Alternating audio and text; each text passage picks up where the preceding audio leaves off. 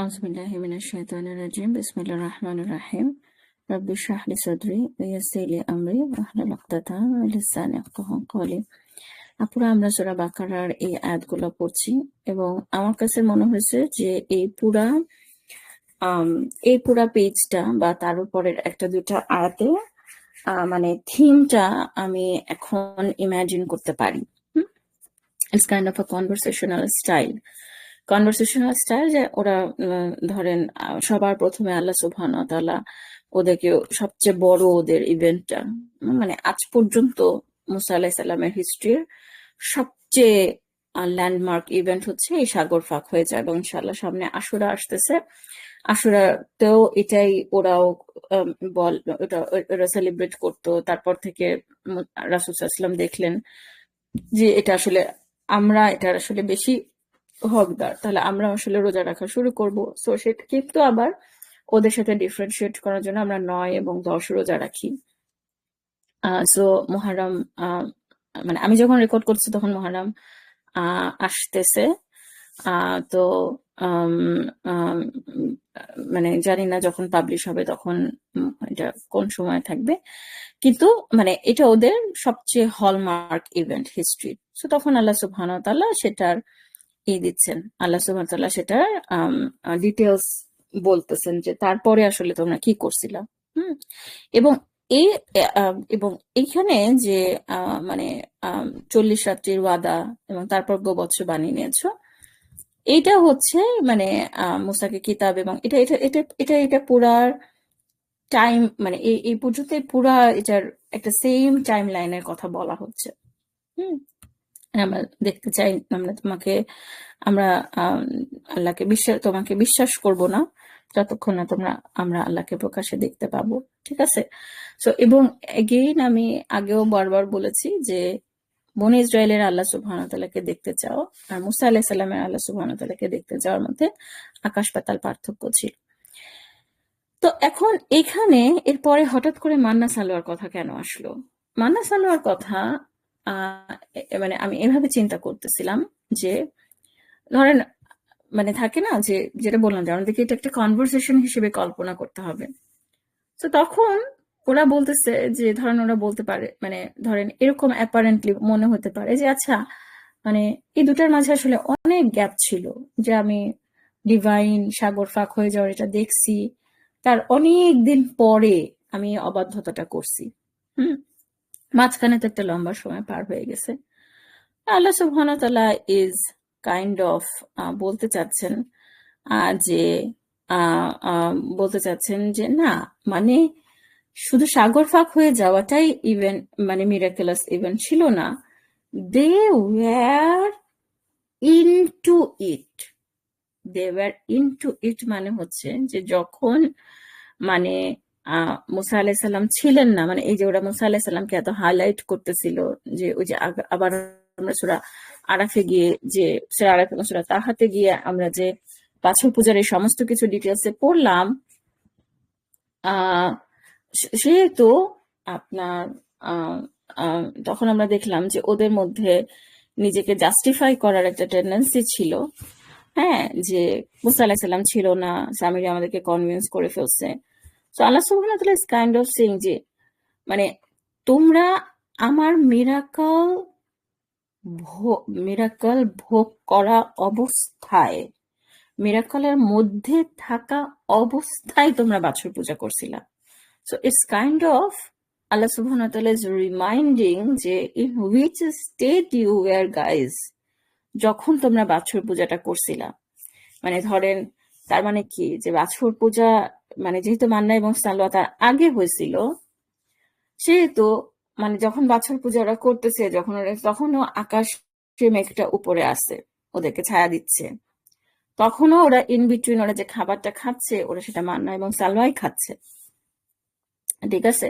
তো এর আগে গত পর্বে আমি একটা কথা বলছিলাম যে এখানে জুলুমের কথাটা কি, যে জুলুমের কথাটা হচ্ছে যে মানে ওরা স্টোর করা শুরু করছিল, যেটা পুরোপুরি ওদের জন্য নিষিদ্ধ ছিল। মানে আমি বলতেছি যে মানে সবকিছুতেই ওদের একটা অনাস্থা আল্লাহ সুবহানাহু ওয়া তাআলার প্রতি, একটা অগ্রাহ্যতা, হ্যাঁ, এবং এই জন্য আমাকে বারবার আছে যে they didn't have any clear concept about Allah সুবহানাহু ওয়া তাআলা, দে ডিডন্ট হ্যাভ এনি মানে ক্লিয়ার রিলেশনশিপ উইথ আল্লাহ সুবহানাহু ওয়া তাআলা। সো মানে মানে বারবারই আমরা ওই যে আমরা বারবারই দেখি যে মানে ওরা মুসা আলাহিসাল্লামকে বলে ওরা আল্লাহকে ট্রাস্ট করতে পারে না, এবং এবং এখানে আরেকটা যে একটু গ্রামাটিক্যাল নুয়েন্সেন্স, যে ধরেন এখানে ওরা বলছে যে তোমরা গোবৎস বানিয়ে নিয়েছো, ঠিক আছে। এটার অ্যারাবিকটা যদি আমরা বলি যে সুম্মা তাখাসতুমুল ইজলা মিন বাদিহি। এখন দেখেন যে তোমরা গোবৎসকে কি বানিয়ে নিয়েছো, সুম্মা সুম্মা সুম্মা তাখাসতুমুল ইজলা মিন বাদিহি। ইজলা হচ্ছে বাছুর, আহ আত্তাখাজা তোমরা নিয়েছো, এটা হচ্ছে মানে বাছুর কে নিয়েছো, কি নিয়েছো, এটা কোরআন স্কিপ করে যাচ্ছে। This is the Quranic way of saying যে I don't want to even utter, যে আল্লাহ সুবহানাহু ওয়া তাআলা even doesn't want to উচ্চারণ করতে চান না, মেনশন করতে চান না যে ওরা একটা বাছুরের পূজা শুরু করছে, ওরা একটা বাছুরকে বানায় ফেলছে, একটা বাছুরকে উপাস্য বানায় ফেলছে। সো আল্লাহ সুবহানাহু ওয়া তাআলা is not mentioning that. এটা একটা সাডল, আমি যখন তাফসীর গুলা পড়ছি না তখন এটা আমার কাছে মনে হচ্ছে যে ওয়ার্থ মেনশনিং। এবং আরেকটা জিনিস হচ্ছে যে ওরা বলতেছে যে ইউ এর মানে তোমরা ছিলে হচ্ছে জালিম। হ্যাঁ, এটা আমার কাছে খুব ইন্টারেস্টিং লাগছে এই কথাটা। এখানে দেখবেন যে বারবার জুলুমের কথা আসতেছে, যে তোমরা ছিলে হচ্ছে জালিম, আবার তোমরা আমার কোনো ক্ষতি করতে পারো না, তোমরা নিজেদেরই তোমরা ক্ষতি সাধন করেছিলে। সো এখন মানে এটা এটা এখানে জুলুমের কনসেপ্টটা কি, এখানে দুইটা অ্যাঙ্গেল থেকে একটা চিন্তা করা যায়। একটা হচ্ছে যে আমরা যদি আবার ওই সূরা আরাফের ডিসকাশন গুলা পড়ি, তাহলে আমরা দেখবো যে মুসা আলাইসাল্লাম মানে ওদের মধ্যে মুসা আলাইসাল্লামকে একটা ব্লেম দেওয়ার টেন্ডেন্সি ছিল, যে মানে তুমি ছিলা না, তুমি দেরি করতেছিলা, তখন সামিরি কনভিন্স হয়ে গেছিল, মানে they were shifting the blame on Musa আলাইসাল্লাম। মুসা আলাইসাল্লাম এখানে এসে বলতেছেন যে তোমরাই জুলুম করছো, ঠিক আছে, হ্যাঁ আমার সম্প্রদায়, তোমরা তোমাদেরই ক্ষতি সাধন করছো এই গোবৎস নির্মাণ করে। সো এখন তোমাদেরকে তওবা করতে হবে, so you guys have to pay the price. তোমাদেরকে এখন কিছু একটা করতে হবে। সো মানে পয়েন্টটা হচ্ছে যে এটার আরেকটা পার্সপেক্টিভ হচ্ছে you need to learn to take responsibility of your action. তোমাদেরকে এখন এটার কনসিকোয়েন্স ফেস করতে হবে। যেমন আমরা যদি বারবার বলি যে মানে ইসলাম হচ্ছে যে ইসলামে কোনো রাইট নাই উইদাউট রেসপন্সিবিলিটি। হ্যাঁ, মানে তার মানে ধরেন যে মানে যে এই যে ধরেন বহু মানে পলিগামি নিয়ে এত কথা হয়। হ্যাঁ, পলিগামি মানে কি, যে তুমি মাল্টিপল ওয়াইফের সাথে তুমি হালাল রিলেশন করতে পারবা, কিন্তু তোমাকে এই সম্পর্কগুলার রেসপন্সিবিলিটিও নিতে হবে। রেসপন্সিবিলিটি নিতে হবে মানে হচ্ছে যে তোমাকে এদের ভরণ পোষণ দিতে হবে। এর ফলে তোমার যদি মাল্টিপল ওয়াইফ থেকে তোমার যদি বাচ্চা হয়, তাহলে তোমাকে সেই বাচ্চাগুলোরও টেক কেয়ার করতে হবে। এমন না যে তুমি একজন ওয়াইফের কাছ থেকে তোমার বাচ্চা হয়ে গেছে, আরেকজন ওয়াইফের কাছে তুমি বলবা যে না আমি তোমার সাথে বাচ্চা নিতে চাই না। মানে মিউচুয়ালি হলে তো সেটা এক জিনিস, কিন্তু মানে তাকে তুমি অ্যাবর্শন করাবা, তাকে তুমি পিল খাওয়াবা, এরকম তুমি করবা না। মানে আমি বলতেছি যে you have to take the responsibility of your action. So এখানেও মানে মুসা আলাইহিস সালাম ইজ কাইন্ড অফ সেইং যে তোমরা বাছুর পূজা করছো, now you have to face consequence, now you have to take responsibility of your action. তোমাদেরকেই নিতে হবে, বিকজ এটার জন্য তোমরাই দায়ী। এটা একটা পার্সপেক্টিভ। আরেকটা পার্সপেক্টিভ যেটা আমাদের কাছে মনে হচ্ছে, যেটা আমার কাছে মনে হচ্ছিল, এটা আমি কোথাও পড়ি নাই, আমার কাছে মনে হচ্ছিল যে দেখেন যে এটা এটা আমার কাছে কেন মনে হচ্ছিল, যে আমি আবার তো ওই যে সূরা ইউনূস আবার ওই জায়গাগুলো আবার পড়লাম, তাই না? সূরা ইউনূসের ওই জায়গাটা তো আমি একটু টাচ করছিলাম। কেউ যদি ওই জায়গাটা পড়ে দেখেন যে যখন জাদুকররা ঈমান আনলো, তারপরে আবার আরেক দফা অত্যাচারের রোলার কোস্টার চালানো হলো, তখন বনী ইসরায়েলের রিয়াকশন, তখন মুসা আলাইহিস সালামকে একটা গ্রুপ বলল যে আমরা কষ্ট ছিলাম তুমি আসার আগে এবং তুমি আসার পরে। আর মুসা আলাইহিস সালাম একটা কথা বলছিল যে শীঘ্রই আল্লাহ হয়তোবা তোমাদেরকে মানে তোমাদের থেকে মুক্তি দিবেন এবং তারপর দেখবেন যে তোমরা কেমন কাজ করো। সো এতদিন পর্যন্ত পিকচারে কিন্তু দে ওয়ার দ্য মাজলুম, বনী ইসরায়েলরা ছিল হচ্ছে মাজলুম, ফেরাউন হচ্ছে জালেম, ফেরাউন এবং তার সভাসদরা হচ্ছে জালেম। কিন্তু এখন আল্লাহ সুবহানাহু ওয়া তাআলা ইজ ব্রিঙ্গিং অ্যানাদার পার্সপেক্টিভ, যে যখন আমি তোমাদেরকে সেই জালিমের কবল থেকে রক্ষা করলাম, তখন ইনস্টেড অফ বিকামিং গ্রেটফুল তোমরা হয়ে গেলা জালিম, তোমরা তখন জুলুম করা শুরু করলা। কথাটা হচ্ছে যে ফেরাউন তো জুলুম করতো বনী ইসরায়েলের উপরে, ঠিক আছে? বনী ইসরায়েল কাদের উপরে জুলুম করতো? বনী ইসরায়েল জুলুম করতো ওদের নিজেদের উপরে। এইভাবে করে বাছুর পূজা করে তোমরা নিজেদের উপরেই, তোমাদের নিজেদের নফসের উপরেই তোমরা জুলুম করছো। যখন তোমরা মান্না এবং সালোয়া নিয়ে তোমরা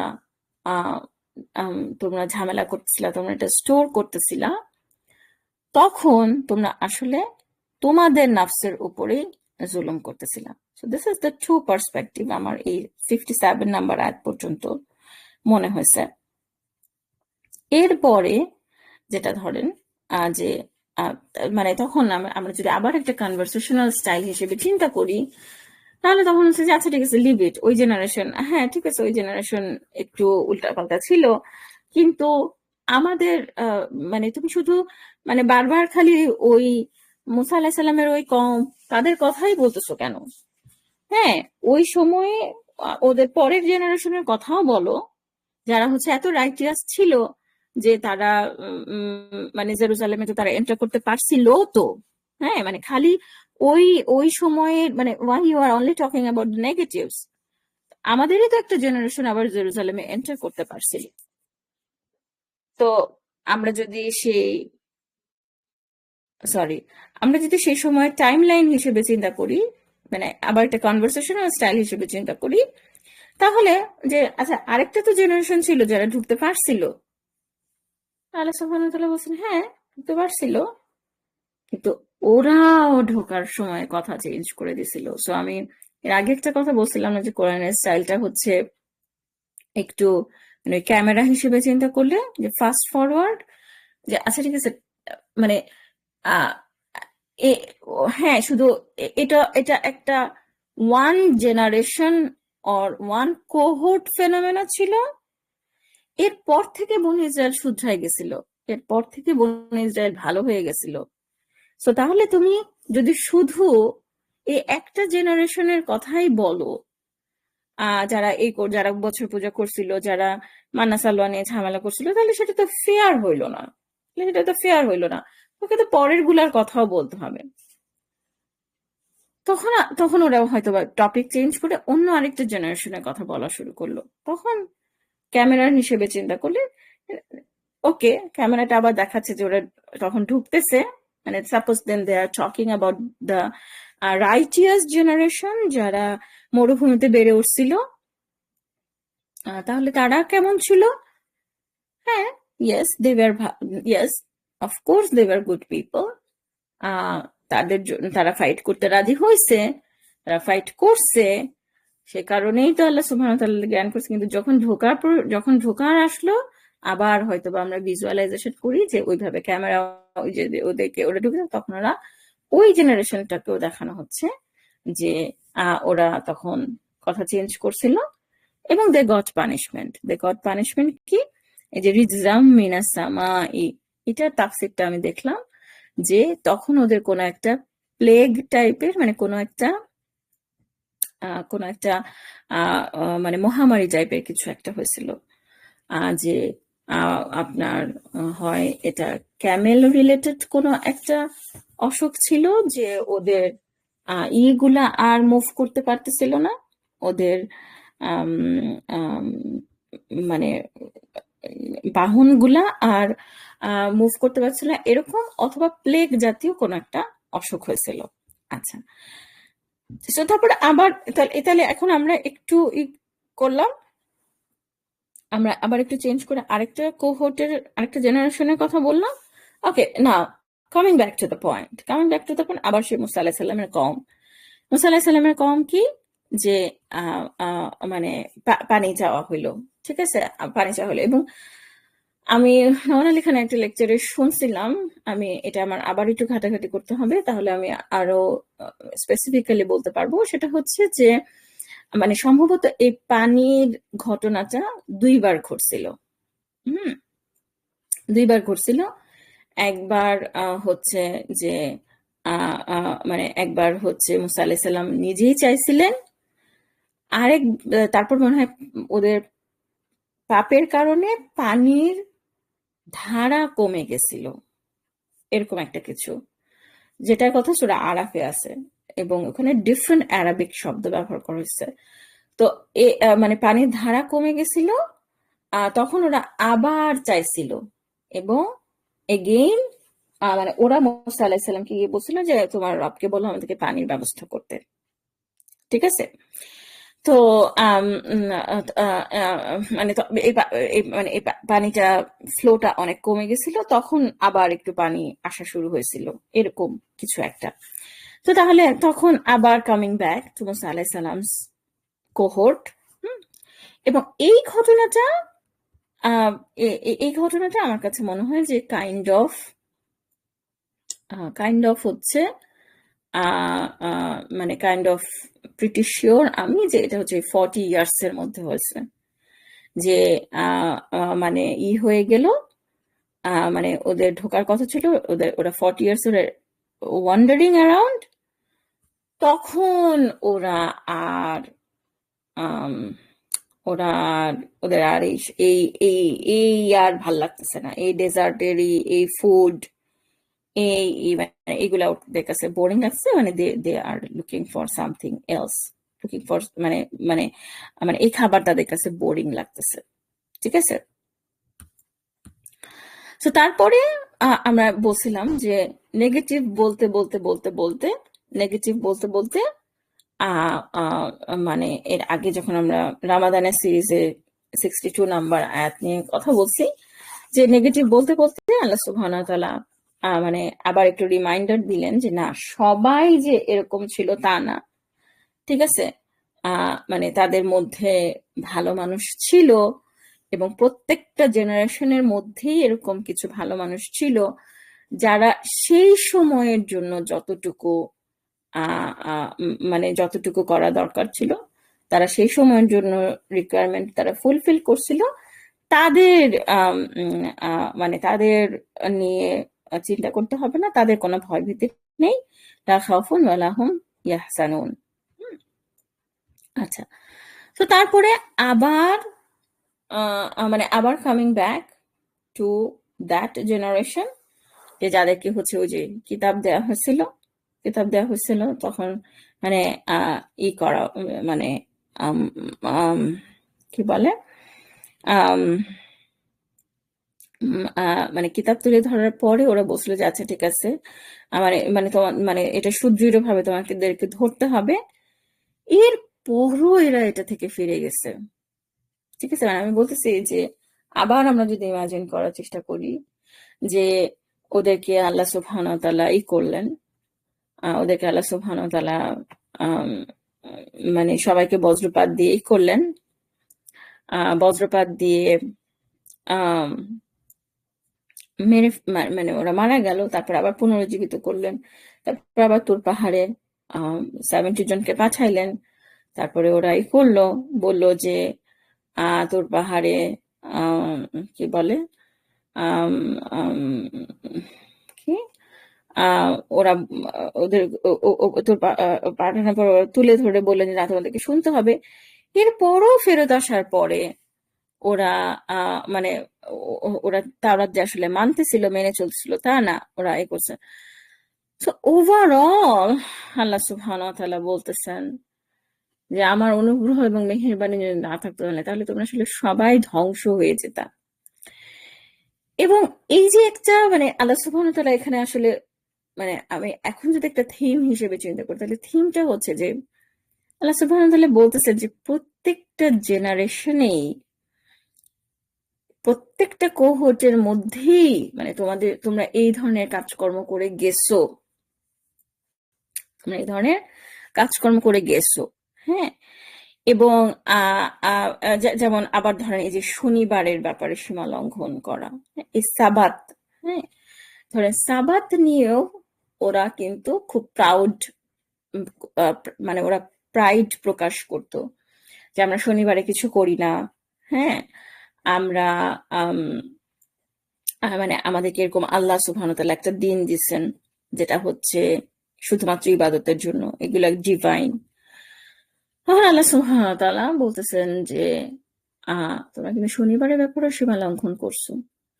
এবং শনিবারের এই সীমা লঙ্ঘনের ঘটনাটা ডিটেলসও আমরা আবার সূরা আরাফে পাই। Very interesting. আমি আগে ভাবে কখনো খেয়াল করি নাই যে সূরা বাকারার তে জাস্ট ঘটনাগুলা মেনশন করা হয়েছে, সেটা ডিটেলস হচ্ছে সূরা আরাফে বলা হয়েছে মোস্ট অফ দ্য কাহিনী। এটা আমরা আদম আলাইহিস সালামের কাহিনী থেকে চিন্তা করে বনী ইসরায়েলের কাহিনী, এটা আরাফে ডিটেলস আছে। শনিবারের ঘটনা কিন্তু আরাফ, এবং শনিবারের ঘটনা কিন্তু এই মুসা আলাইহিস সালামের কোহর্ট না, কারণ সেখানে আমরা তো জানি যে মাছ ধরার একটা ইভেন্ট ছিল। সো অফকোর্স এটা এই ইতে না, এটা এই মরুভূমিতে থাকা অবস্থায় না, এটা মরুভূমিতে থাকা অবস্থায় না। হ্যাঁ, এটা এটা প্রিটি শিওর। আচ্ছা, সো এরপরে এরপরে হচ্ছে